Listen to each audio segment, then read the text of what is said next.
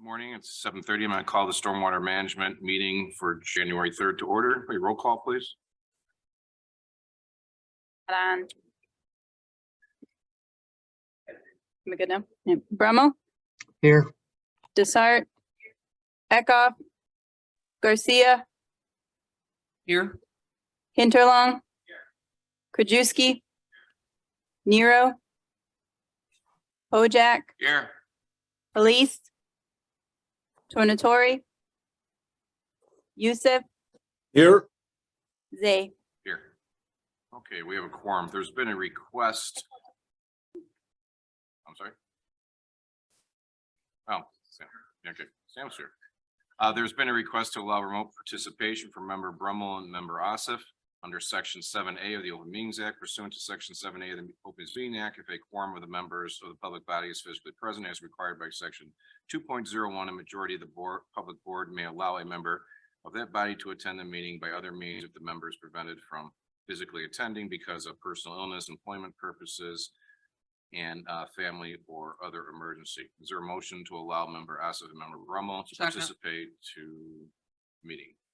Moved by member Krajewski, second by member Garcia. All in favor? Aye. Opposed? Motion carries. Welcome, everyone. We'll move on to public comment. Is there public comment today? I get my list. I would assume it's Kay.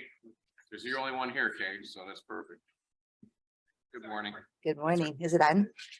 Morning, everybody. I just wanted to tell you people, thank you very much for helping us with the Christmas tree project. We had quite an issue going on with one company not being willing to make sure the Christmas trees were mulched to help us with water quality and preventing flooding and so forth. So with the help of several mayors and village trustees, county staff, county board members, we were able to get all of the road districts to help us make sure that every tree that residents want to get composted is picked up at the curb or have a drop-off site. So everybody rallied, worked really fast right during the holidays to make sure that happens. So I just want to thank everybody to make sure that we all know that they did their part. The road districts really jumped in. So thank you. Hey, I do have one question. Years ago, the Forest Preserve used to take trees in and put them on their ponds, and then they would use as when it melted, they would fall into the ponds and lakes that they have as natural habitat for the fish. Is there any talk of talking to them again about it? We did talk to them, and residents kind of messed it up when they used to do that. They'd leave the lights on, they'd leave tinsel, garland, metal hooks and things. So, and then some Christmas tree companies now spray paint the trees to make them look green longer, and that's probably not good for the water either. So there's a couple of reasons why they don't do that anymore. Okay. But Willowbrook is taking them for animal interest. Make sure the hooks are off, of course, but they are helping us with that with the Forest Preserve. Here's the answers for everything. Thank you, Kay. We appreciate it. We have no other public comment. Is there a motion to approve the December 6 minutes? So moved. Moved by member Garcia, second by member Pojak. Any questions or corrections? Hearing none, all in favor? Aye. Opposed? Motion carries. Item 6, consent agenda. We have one item today. Consent agenda, Atlas Engineering Group, 5881-1, Exhibit C, no revision to contract amount or duration. Is there a motion? Moved by member Garcia, second by member Tornatori. Any questions? Member Desart. Thank you. Yeah, I just wondered how our hourly rates compared to these hourly rates compared to our in-house hourly rates. Like, for example, the senior project manager for this contract at $78 an hour. How does that compare to our in-house people? Typically, outside hourly rates usually are higher than our internal hourly rate, and a lot of times those external have more maybe either a structural certification or surveying background. Specifically, we follow an IDOT standard, which caps us at $78 an hour for hourly rate for any project that is state or federally funded. And so that's why there is that cap on there. Oftentimes, the private sector actually charges higher than $78 an hour for their upper staff, but we do have that limit here at the county. Any other questions? Member Krajewski. Are you comparing it to their rate per hour or their fully loaded rate, our staff? I'm actually just speaking straight rate per hour, but also we have a cap for consulting services both on rate per hour and on their multiplier, so their overhead.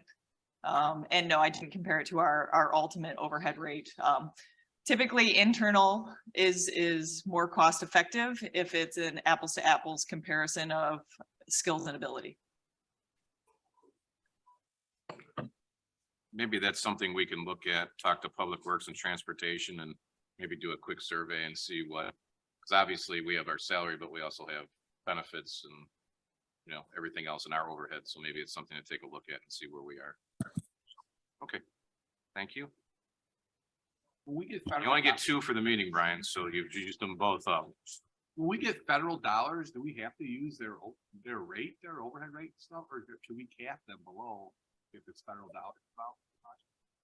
We actually set a cap standard at the county as part of our I practice understand and that, policies. But what if we got federal dollars involved? We still set, if there's federal dollars used, we can still set a cap policy? Yes, yes. And it's actually best practice to always be consistent of what we do, whether it's federal or not federal. So our engineering is the same for stormwater, public works, transportation, anyone who uses it, we set it at that rate. So there's no favoritism, anything like that. We're set standards. So when people bid, they know exactly what they're bidding on and those contracts are. Okay. Any other questions? Hearing none, all in favor? Aye. Opposed, motion carries. Item number 7, is there a motion on the payment of claims? We have member Desart, second by member Krajewski. Any questions? Hearing none, all in favor? Aye. Opposed? Motion carries. Item 8, budget transfer. We own one budget transfer, approval of transfer 22,000 from 1,600, 3,000, 538, 830 to 16,000, 3,000, 530, 370. Repair and maintenance of equipment. Budget transfer cover repair cost of county's crane truck. By member Desart, second by member Garcia. Any questions? Hearing none, all in favor? Aye. Aye. Motion carries. Item number 9, staff reports. Any question on staff reports? Hearing none, is there a motion to receive and place on file staff reports? Moved by member Torrey, second by member Bojack. All in favor? Aye. Aye. Opposed? Motion carries.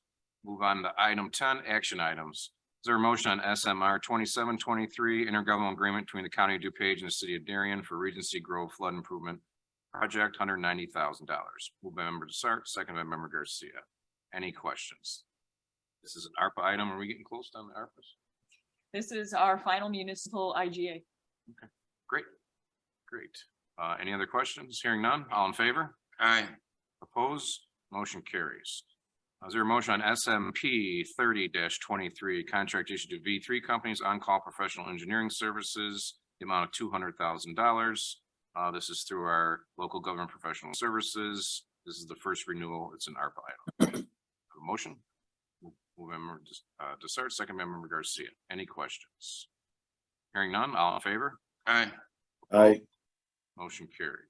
Is there a motion on FMP 1923, contract issued to Gray Bar Electric to furnish and deliver electrical and lighting and data communications for facilities management, public works, stormwater division of transportation. The amount the amount $609,000.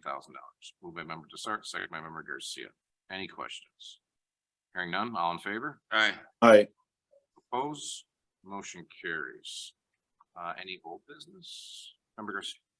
Yeah, I had a quick question regarding the Lyle levy. I just want to know if I get a little bit of an update of where we're at with that. Thank you for your question. I actually have not received an update from the point of since I last spoke to you, but to give the committee in general an update.